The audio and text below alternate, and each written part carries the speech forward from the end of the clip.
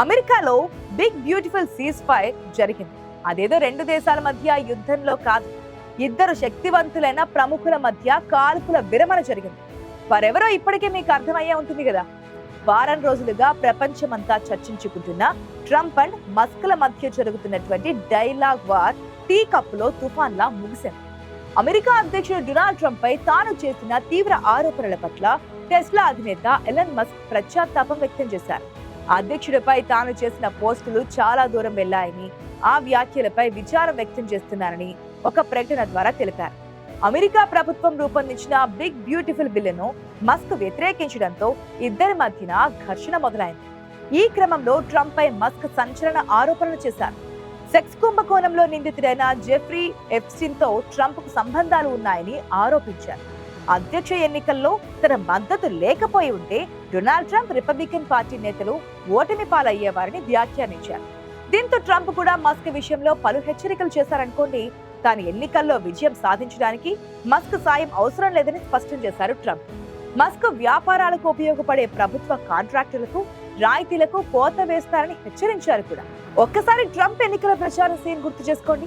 Donald Trump వెనుకనో పక్కనో అంతెత్తు గెంతుతూ ఆయన అధ్యక్షుడయ్యాక తరచుగా white house కు సంతానాన్ని భుజాన వేసుకుని వస్తూ కొత్త ఒరవడికి శ్రీకారం చుట్టారు ఎలన్ మస్క్. గత 4 రోజులుగా ట్రంప్ తో బహిరంగ యుద్ధానికి దిగి ఇంతలోనే దానికి శుభం కార్డు వేసి అందరినీ ఆశ్చర్యపరిచారు. నిజానికి ఒకటిగానే కనబడే రాజ్యశక్తి, ధనశక్తి నిజంగా కొట్లాడకు దిగితే గనక చివరాఖరికి రాజ్యశక్తిదే పైచేయి అవుతుందని ఈ స్వల్పకాల పోరాటం నిరూపించింది. అధికారంలోకి వచ్చినప్పటి నుంచి ట్రంప్ మాటకు ఎదురే లేదు. దాదాపు ప్రతిపక్షం కనిపించడమే లేదు. ఆయన పాలనపై ఒక కన్నేసి ఉంచాల్సిన అమెరికన్ కాంగ్రెస్ నిరాసక్తంగా ఉంది. వలస విధానం అంశంలో కోర్టులు కాదంటున్నా ట్రంప్ మాత్రం తన పంతం నెగ్గించుకుంటున్నారు. హార్వర్డ్ లాంటి 1-2 మినహా మిగిలిన విశ్వవిద్యాలయాలు ఆయనకు తలుంచాయి. దేశంలోని మీడియా సంగతి సరే. పర్యవసానంగా ఆయన తలుచుకున్నదే ధర్మం, ఆయన అమలు చేసేదే న్యాయంగా మారిపోయింది. అందుకేనేమో ట్రంప్ మస్క్ వైరం నిండా నెల రోజులైన గడవక ముందే కాల్పుల విరమణ పరిస్థితి ఏర్పడింది. నిజానికి ట్రంప్ మస్క్ల మధ్య బంధం ఏడాది క్రితం వరకు ఎవరూ ఊహించలేరు. మస్క్ ఎంతసేపు తన దారిన తాను ఇన్నోవేషన్ గురు అనిపించుకుంటూ క్రియేటివ్ ప్రయోగాలతో ముందుకు పోతున్నారు.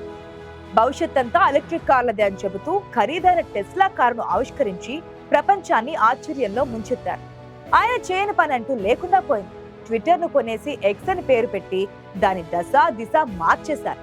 మనం నివసించే భూమికి భవిష్యత్తు లేదని, అంగారకుడిపై ఆవాసాలు నిర్మించుకోవడమే ప్రత్యామ్నాయమని అందరి చెవులను హోరెత్తిస్తూ నిజమేనని అనిపించేలా చేశారు.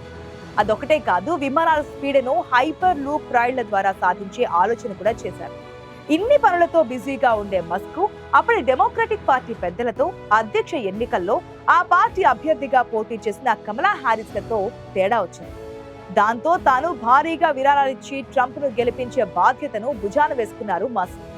దాంతో తన కొత్త సాంకేతికతలను, అభివృద్ధిని నిర్లక్ష్యం చేశారు. ఆయన ప్రచార సభల కోసం జరిగిన వ్యయంలో అత్యధిక వాటా మస్క్దే అవడం విశేషం. ట్రంప్ మస్క్ మైత్రి ఉభయాతరకంగా మారింది.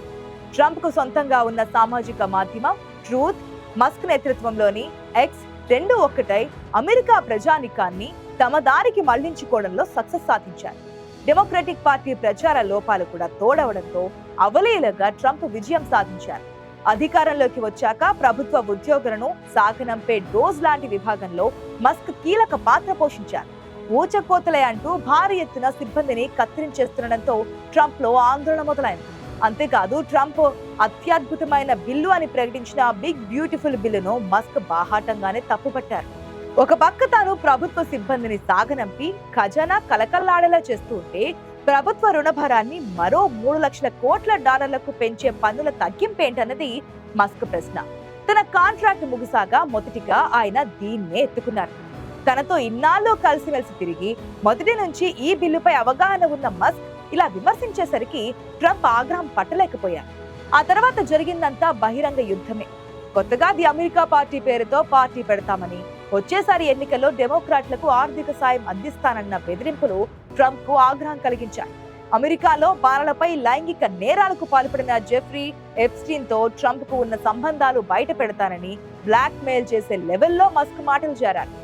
దీనికి ప్రతిగా స్పేస్ ఎక్స్ కాంట్రాక్టులు రద్దు చేస్తారని, భవిష్యత్తులో నాసాకు సంబంధించిన పనులన్నీ అమెజాన్ అధిపతి జెఫ్ బేజోస్ నేతృత్వంలోని బ్లూ ఆరిజాన్ కు బోయింగ్, లాకీడ్ మార్టిన్ ఉమ్మడి భాగస్వామి సంస్థ యునైటెడ్ లాంచ్ అలయన్స్ కు కట్టబెడతానని ట్రంప్ కూడా బెదిరించారు. డెమోక్రాట్లకు విరాళాలు ఇస్తే పర్యవసానాలు ఎలా ఉంటాయో చూపిస్తారని హెచ్చరించారు. తీరిగ్గా లెక్కలేసుకున్నాక ఈ కయ్యం వల్ల కలిసొచ్చేది లేదని మస్క్ కు బోధపడింది. దీంతో వెంటనే కాల్పుల విరమణ ప్రకటించడంతో పాటు సారీ కూడా చెప్పేశారు ఎలన్ మస్క్. అమెరికా అధ్యక్షుడు ట్రంప్ కు వ్యక్తిగతంగా ఫోన్ చేసి మరీ సారీ చెప్పారని సమాచారం. ఆ తర్వాత బహిరంగంగానే విచారం కూడా వ్యక్తం చేశారు. అటు ప్రెసిడెంట్ ట్రంప్ కూడా మస్క్ ను క్షమించారని సమాచారం. ఈ పూర్తి వ్యవహారాన్ని వైట్ హౌస్ మీడియా కార్యదర్శి కరోలిన్ లివిట్ వెల్లడించారు. ఈ పరిణామాలపై అధ్యక్షుడు హర్షం వ్యక్తం చేసినట్లుగా సమాచారం. మరి ఎలన్ మస్క్ కంపెనీలకు సంబంధించిన కాంట్రాక్టులు, నాసా ఒప్పందాల సంగతి ఏంటని ప్రశ్నించిన విలేకరులకు సమాధానం లభించింది. ఈ ప్రశ్నలపై వైట్ హౌస్ మీడియా కార్యదర్శి స్పందించారు. ఎలన్ మస్క్ క్షమాపణ ప్రకటనను ట్రంప్ అంగీకరించడంతో పాటు అభినందించారన్నారు. ఇదే సమయంలో ట్రంప్ చెప్పిన ప్రభుత్వ కాంట్రాక్టులపై సమీక్ష అనేది ఏదీ లేదని బదులిచ్చారు. దాంతో కథ కంచికి మన ఇంటికి అన్నట్లుగా ట్రంప్ మస్క్ ఉదంతం సుఖాంతమే అయింది. అయితే ఈ ఉదంతం తర్వాత మస్క్ మళ్ళీ ట్రంప్ క్యాబినెట్ లో పనిచేస్తారా లేక తన సొంత పనులు చూసుకుంటారా అన్న విషయంపై చర్చ జరుగుతోంది. ఇంకా ఆయన రాజకీయాల జోలికి వెళ్లరని కొంతమంది చెబుతూ ఉండగా ట్రంప్ మళ్లీ తనను చేరదీస్తాడని అంటున్నారు మరికొందరు. కానీ మస్క్ వైఖరి చూస్తే మాత్రం ఇంకా చాలన్నట్లుగానే ఉందంటున్నారు విశ్లేషకులు. రాజకీయాలు, వ్యాపారాలు జోడెడ్లు లాంటివి. రెండు శృతి కలిసినంత వరకే బండి సరిగ్గా నడుస్తుంటోంది, లేదంటే పక్కదారి పడుతోంది. ఈ విషయం మస్క్ కు బాగా తెలిసి వచ్చిందని అంటున్నారు విశ్లేషకులు.